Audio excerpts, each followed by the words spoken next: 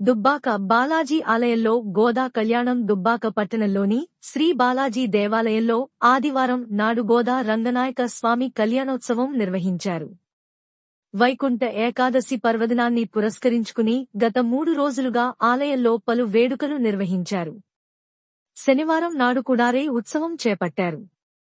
ఆదివారం నాడు గోదాదేవి రంగనాయక స్వామి కళ్యాణోత్సవం నిర్వహించారు.